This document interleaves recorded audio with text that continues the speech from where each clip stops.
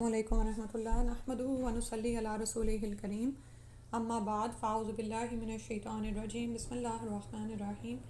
رب اشرح لی صدری ویسر لی امری واحلل عقدۃ من لسانی یفقہوا قولی۔ سورہ البقرہ آیت نمبر 72 سے انشاءاللہ شروع کرتے ہیں۔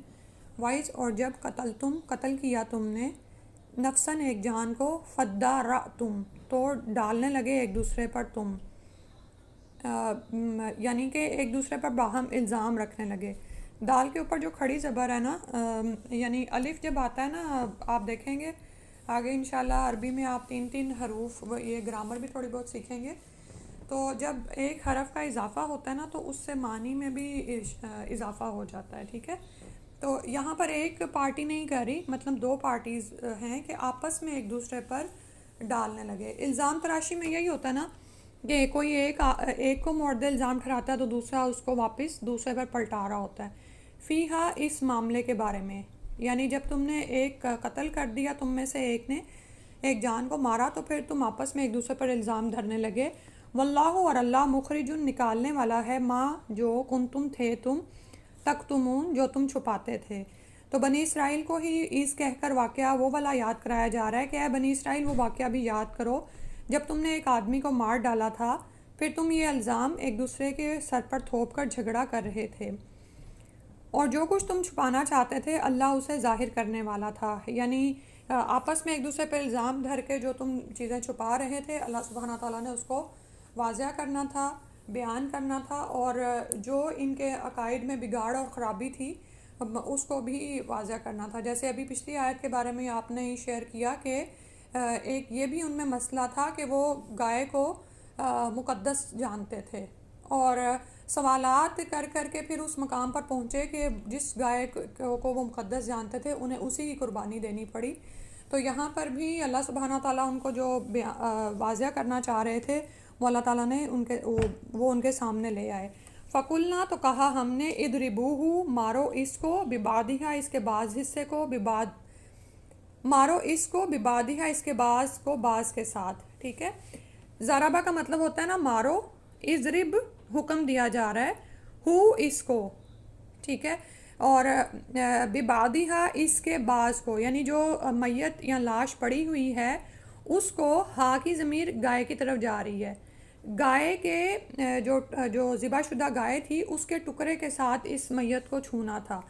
کذالک اسی طرح یحیی زندہ کرتا ہے اللہ الموتیٰ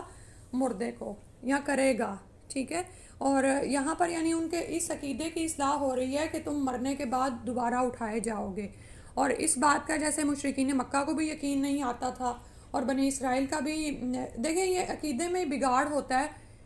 اور ہم اپنی طرف دیکھیں تو عقیدہ جتنا زیادہ مضبوط ہوتا چلا جاتا ہے نا، اور ایمان کے نقص میں کمی واقع ہوتی چلی جاتی ہے، یعنی ایمان مضبوط ہوتا چلا جاتا ہے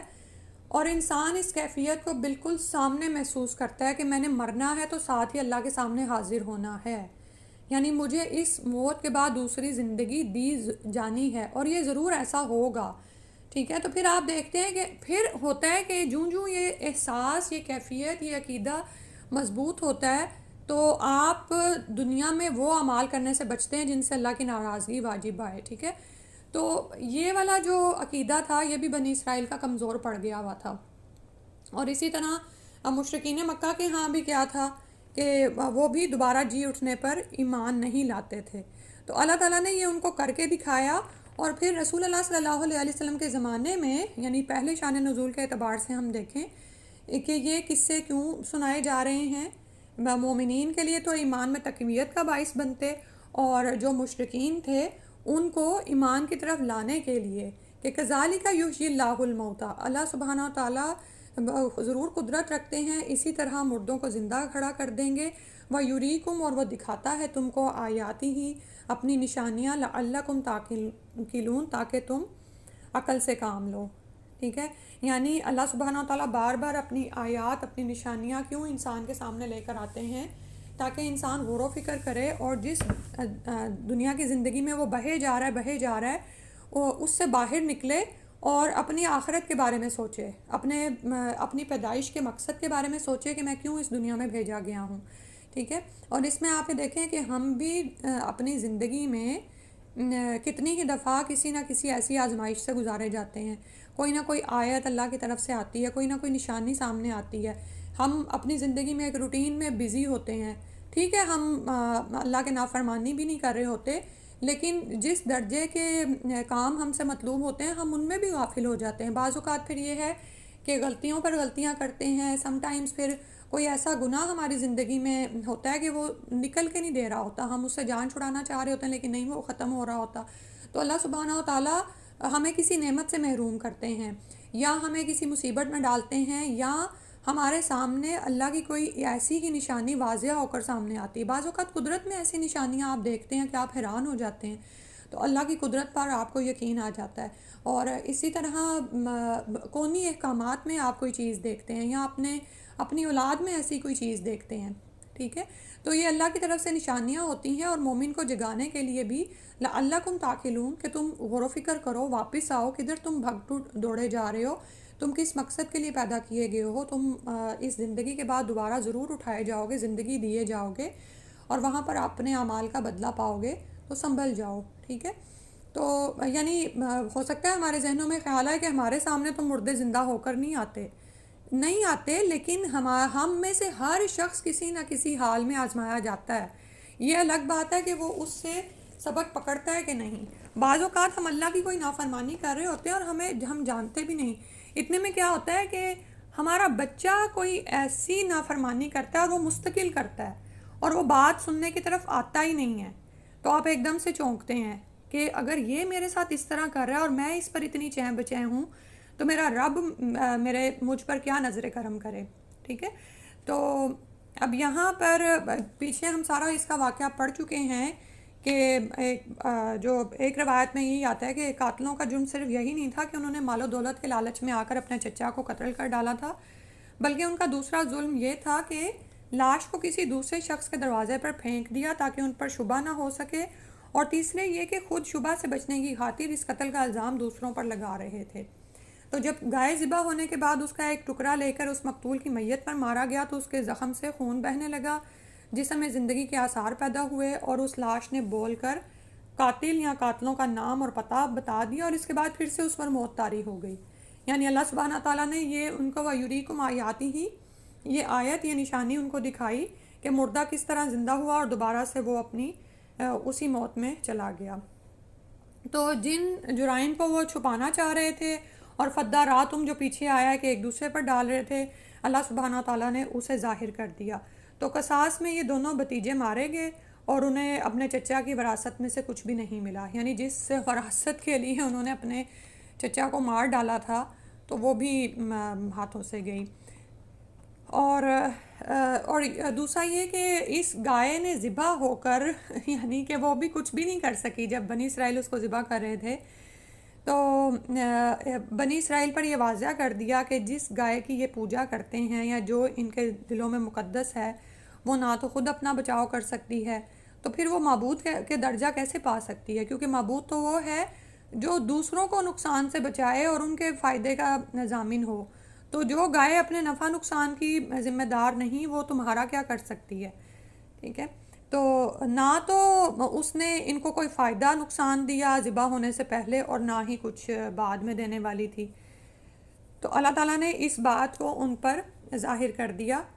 اور پھر اسی طرح سے جو دوسرا ان کے عقیدے کی اصلاح ہوئی وہ یہ کہ انہیں یہ یقین ہو گیا کہ اگر اللہ تعالیٰ اتنے دنوں کے بعد اس لاش کو زندہ کر سکتا ہے تو ہمیں بھی زندہ کر کے ہمارا بھی محاسبہ کر سکتا ہے. پھر فرمایا ثم قست قلوبکم، پھر سخت ہو گئے دل تمہارے، من بعدی اس کے بعد، ذالکا اس کے، فہیہ تو وہ یعنی دلوں کی طرف اشارہ ہے، قلوبکم جو ہے جمع ہے تو اس کے لیے تانیث یعنی مؤنث کا صیغہ لایا گیا ہے. فہیہ کالحجارتی، تو وہ ایسے جیسے مانند، کا مانند، مثال، حجارتی پتھر، حجر کی جمع ہے، او اشدو یا زیادہ شدید، قسوہ سختی میں. ثم قصت اور قسوہ، ٹھیک ہے، یہ یعنی ایک ہی روٹ سے نکلے ہوئے الفاظ ہیں. اب اس طرح آپ جب غور کریں گی نا تو آپ کے لیے پھر ہر لفظ کو رٹا نہیں لگانا پڑے گا. ایک دفعہ اگر ایک روٹ ورڈ کا لفظ یاد کر لیا تو جو دوسرے وزن پر آئے گا پھر اس کا بھی آپ ترجمہ کر جایا کریں گی. تو اللہ تعالیٰ فرما رہے ہیں بنی اسرائیل سے پھر سخت ہو گئے تمہارے دل اس کے بعد، یعنی یہ نشانی دیکھنے کے بعد بھی تمہارے دل سخت ہو گئے، اور اتنے سخت جیسے پتھر ہوں، بلکہ پتھروں سے بھی زیادہ سخت. وَإِنَّ مِنَ الْحِجَارَةِ، کیوں ہے پتھروں سے بھی زیادہ سخت؟ کیونکہ اور بے شک پتھروں میں سے لما ایسے ہیں جو یتفجرو پھوٹ پڑتی ہیں. فجر کو بھی فجر اس لیے کہتے ہیں کہ وہ بڑے پیمانے پر ایک روشنی ہو جاتی ہے نا، رات کا اندھیرا پھاڑ کر اس میں سے فجر نمودار ہو جاتی ہے. منہ الانہار، اس سے نہریں. یعنی کہ تمہارے دل تو پتھروں سے بھی سخت ہو گئے، حالانکہ پتھروں کی سختی کا یہ حال ہے کہ کچھ ایسے پتھر ہیں کہ ان میں سے نہریں پھوٹ پڑتی ہیں، یعنی وہ اتنے بھی سخت نہیں ہیں جو تمہاری صورتحال ہے. وَإِنَّ مِنْهَا، اور بے شک ان میں سے یعنی پتھروں میں سے، لما البتہ جو یشککو شک ہو جاتا ہے، پھٹ جاتا ہے، فَيَخْرُجُ تو نکلتا ہے، منہ اس سے، الماء پانی. وَإِنَّ اور بے شک منہا اس سے، لما البتہ جو، یہبتو ہابطہ کا مطلب ہوتا ہے گر پڑنا، گر پڑتا ہے، من خشیت اللہ اللہ کے خوف سے، اللہ کی خشیت سے. میرا خیال ہے پیچھے آپ اہبتو پڑھ آئے ہیں، ٹھیک ہے، اہبتو اتر جاؤ، بلندی سے جو ہے پستی کی طرف جانا. وَمَا اللَّهُ اور نہیں ہے اللہ بغافل غافل، اما اس سے جو، ان اور ماں سے مل کر بنا ہے، ان سے ماں جو، تعملون تم عمل کرتے ہو. تو ایسی واضح نشانیاں دیکھنے کے باوجود بھی اے بنی اسرائیل تمہارے دل سخت ہو گئے، اور ایسے سخت جیسے پتھر ہوں یا ان سے بھی سخت تر، کیونکہ پتھروں میں سے بھی بعض ایسے ہوتے ہیں. اب یہ دیکھیں کائنات کی کونی نشانیوں میں آپ کو غور و فکر کرایا جا رہا ہے کہ بعض پتھر واقعی ایسے ہوتے ہیں کہ ان سے نہریں پھوٹ نکلتی ہیں. کچھ ایسے ہیں جو پھٹ جاتے ہیں تو ان سے پانی بہنے لگتا ہے. یہ جو جھرنے بہہ رہے ہوتے ہیں، آپ کبھی بھی یہ ناردرن ایریاز کی طرف جائیں تو آپ ان سب چیزوں کا مشاہدہ کر لیتے ہیں. اور کچھ ایسے ہیں جو اللہ کے ڈر سے لڑز کر گر پڑتے ہیں، ٹھیک ہے، جو لینڈ سلائڈنگ ہوتی ہے. سبحان اللہ. تو اللہ تعالیٰ نے فرمایا کہ جو کچھ تم کر رہے ہو، یعنی جو تمہارے دلوں کی سختی کا حال ہے اور اس کے مطابق جو تمہارے اعمال ہیں، اللہ تعالیٰ اس سے غافل نہیں ہے. تو یہ معجزہ اور کہیں پچھلے جو معجزات بتائے گئے ہیں، اس کے باوجود بھی دلوں میں ان کے خوف پیدا نہیں ہوا، بلکہ ان کے دل سخت سے سخت تر ہوتے چلے گئے، بلکہ پتھروں سے بھی زیادہ سخت. ٹھیک ہے، تو مطلب یہ ہے کہ یہ جو پتھروں کا ذکر آیا نا، اور پھر ان کے پھٹنے سے نہریں نکل رہی ہیں، پھر کسی سے پانی بہہ رہا ہے، اور کوئی اللہ کے حکم سے ڈر کر گر جاتے ہیں، تو یہ دراصل کیا ہے کہ ان کی پتھروں سے ملنے والے نفع کی طرف اشارہ کیا گیا. حالانکہ پتھر ہمارے لیے کیسی چیز ہے، سخت قسم کی، لیکن جب انہی میں سے جھرنے پھوٹ پڑتے ہیں تو کوئی بھی شخص جو وہاں سے گزرتا ہے، یا بے شمار ایسے لوگ ہیں جن کی زندگی کا دار و مدار ہی ان جھرنوں پر ہوتا ہے یا ان نہروں پر ہوتا ہے جو ان پتھروں سے پھوٹتی ہیں. تو مطلب کہنے کا یہ ہے کہ وہ تو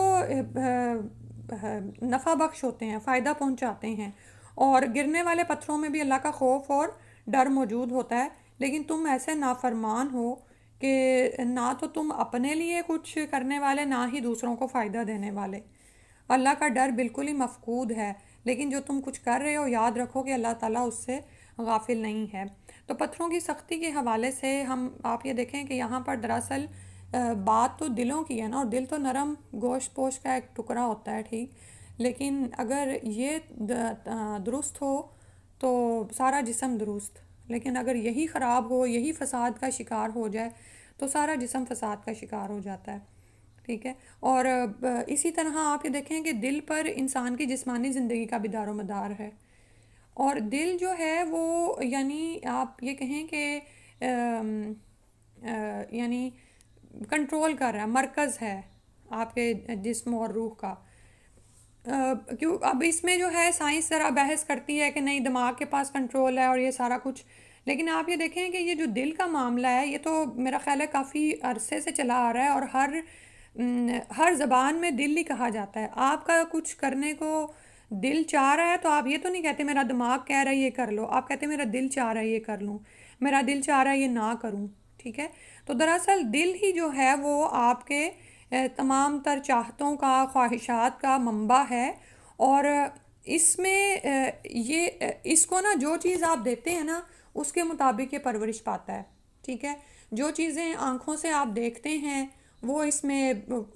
یعنی وہ اندر جا کے اثر پیدا کرتی ہیں، جو آپ کانوں سے سنتے ہیں اور جو بھی کچھ جس ماحول میں آپ رہ رہے ہوتے ہیں یہ سب کچھ اثر کر رہا ہوتا ہے، اور پھر دل کیا ہے اس کے مطابق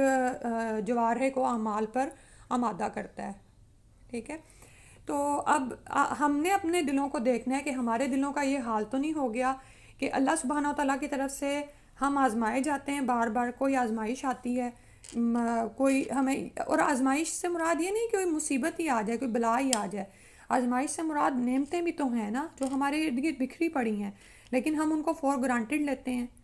تو فور گرانٹیڈ کیوں لیتا ہے کوئی؟ جس کا دل سخت ہو نا، جس کو پرواہ ہی نہیں، مل رہا ہے تو ٹھیک ہے، اور کون دے رہا ہے اس کو یہ بھی نہیں فکر، خالق کون ہے، رب کون ہے، وہ اس کو نہیں فکر ہے، وہ بس اپنے دل کی سختی میں ہے اور دل کے تکبر میں مبتلا ہے کہ اپنے ہی نفس کے، کہ میرے پاس علم بہت ہے، میں نے بہت سیکھا اور اب میں یہ کما رہا ہوں، یہ سب کچھ کر رہا ہوں۔ اسی طرح کوئی مصیبت آتی ہے تو، اور بار بار انسان آزمایا جاتا ہے، اس وقت بھی دلوں کی سختی کا عالم یہ تو نہیں ہے کہ انسان پلٹ کر اللہ کی طرف رجوع نہیں کرتا، ٹھیک ہے، بلکہ بعض اوقات تو کچھ لوگوں کا حال کیا ہے کہ وہ دنیا کی زندگی میں ایسے ڈوبے ہوئے ہوتے ہیں کہ وہ کہتے ہیں اچھا سختیاں اور تکلیفیں تو ہمارے بڑے بوڑھوں پر بھی آئیں، یہ زندگی تو ایسی ہی ہے، وہ پلٹ کے اللہ کی طرف جاتے ہی نہیں، حالانکہ ہر سال آزمائے جاتے ہیں،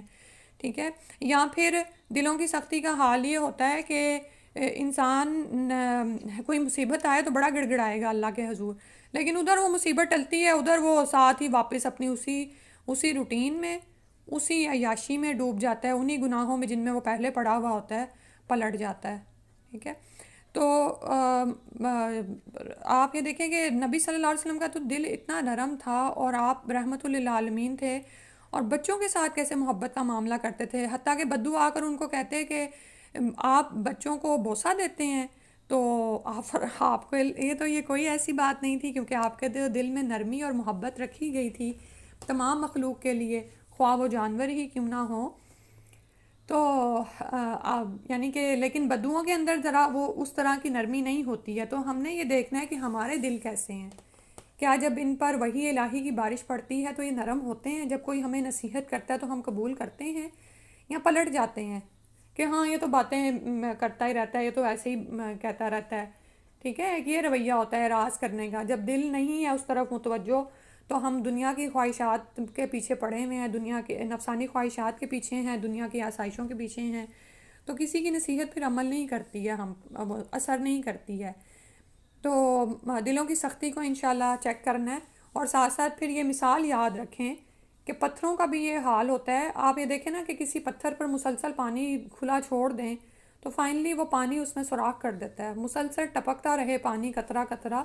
تو آخر پتھر میں بھی سوراخ ہو جاتا ہے۔ تو کیا ہمارے دل ایسے تو نہیں ہیں کہ مسلسل کوئی نصیحت کی وحی الہی کی بارش کرتا ہی رہتا ہے، کوئی نہ کوئی بات بتاتا رہتا ہے، بار بار اللہ کی طرف سے نشانیاں معجزات سامنے آتے ہیں،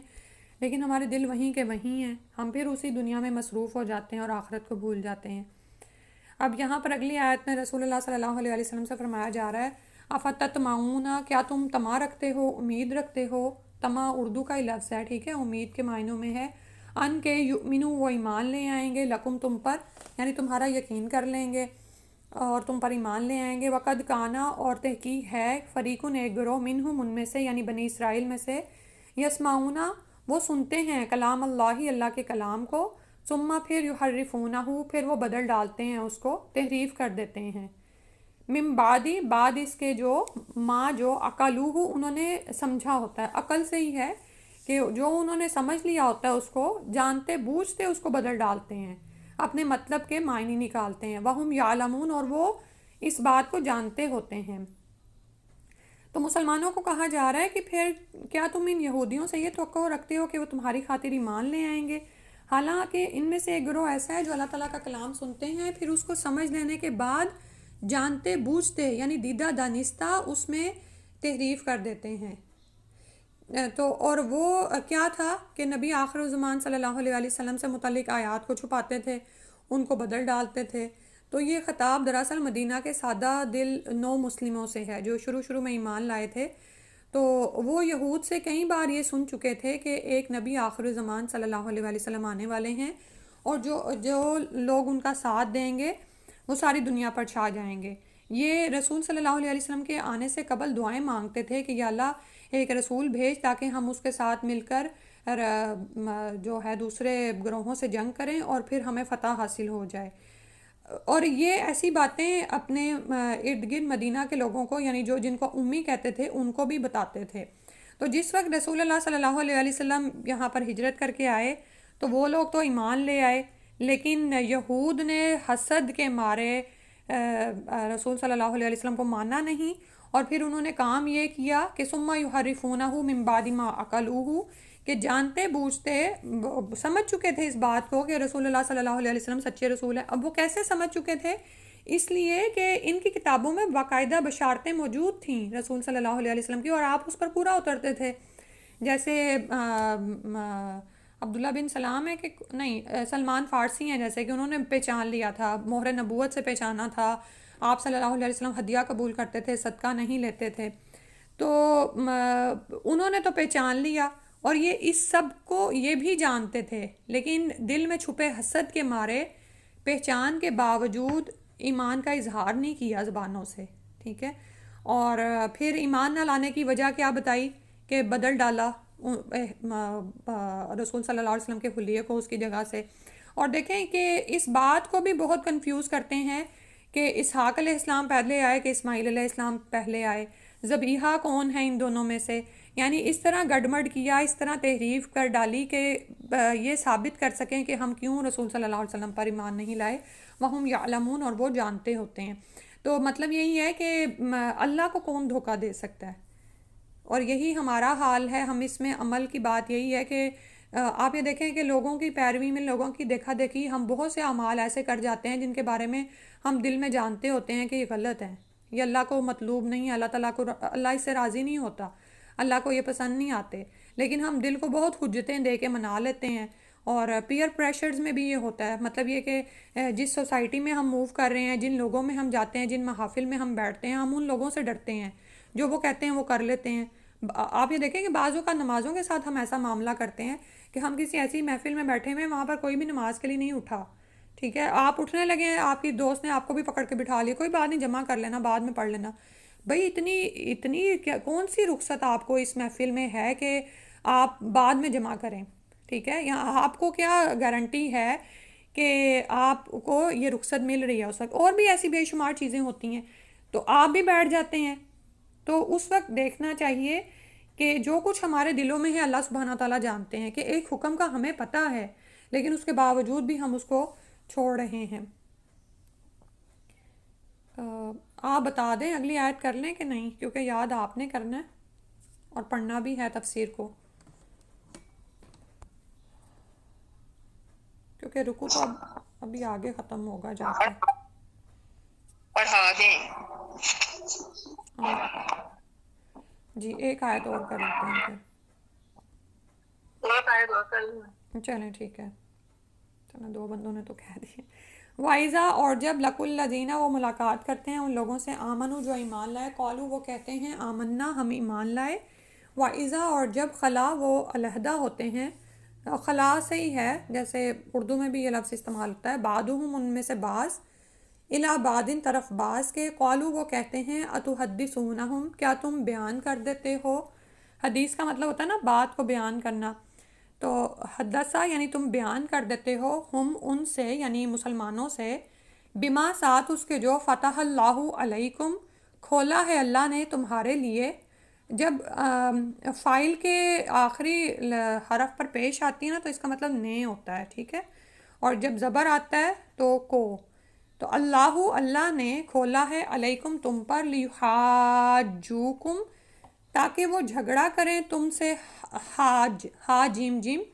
حجہ کا مطلب ہوتا ہے حجت، کوئی بات کرنا، ایسی دوسرے سے جھگڑا کرنا، بھی، ساتھ اس کے، عند ربکم،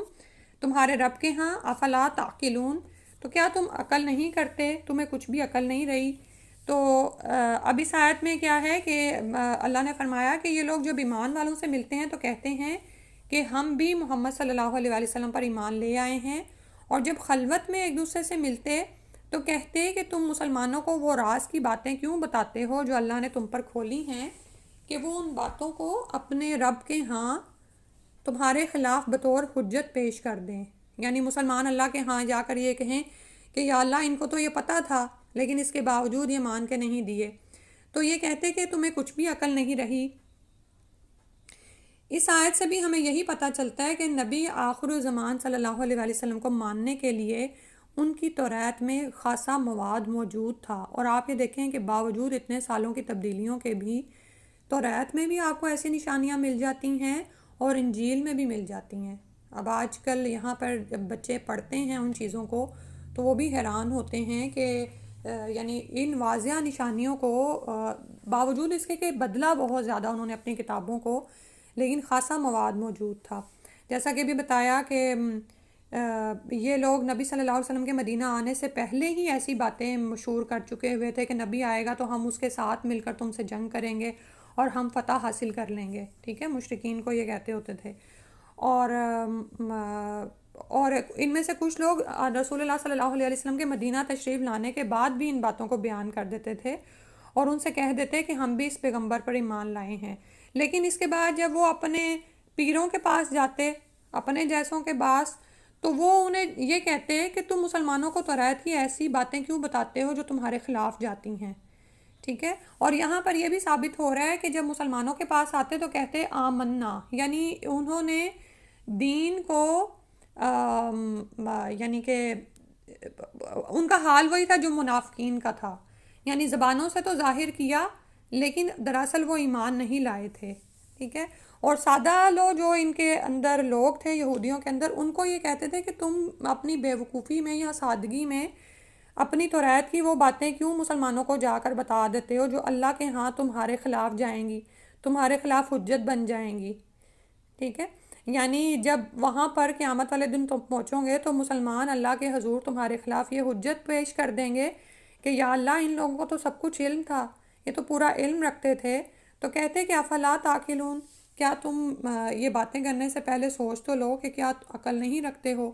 اگلی آیت بھی کر لیتے ہیں کیونکہ وہ اسی سے یہاں پر ایک طرح سے قصے کا اختتام ہو جائے گا۔ اولا یعلمون، اللہ تعالیٰ نے فرمایا کیا وہ نہیں جانتے، ان اللہ، کہ بے شک اللہ تعالیٰ، یعلم، وہ جانتا ہے، ما جو یسرون، وہ چھپاتے ہیں، وما یعلنون، اور جو وہ ظاہر کرتے ہیں۔ یعنی آپ یہ دیکھیں کہ اللہ کے بارے میں ان کا عقیدہ کیسا تھا، ٹھیک ہے۔ یعنی اللہ کے بارے میں ہمارا ایمان ہے کہ ہم تنہائی میں ہوں، کسی محفل میں ہوں، 2 لوگ ہوں، 3 لوگ ہوں، تو چوتھا کون ہوتا ہے؟ اللہ سبحانہ تعالیٰ ہوتے ہیں۔ ہم سرگوشی کریں تو بھی رب کو معلوم ہے۔ تو یہ فرمایا کہ یہ یہود یہ نہیں جانتے کہ اللہ تعالیٰ تو ہر اس چیز کو جانتا ہے جسے وہ چھپاتے ہیں اور جسے وہ ظاہر کرتے ہیں۔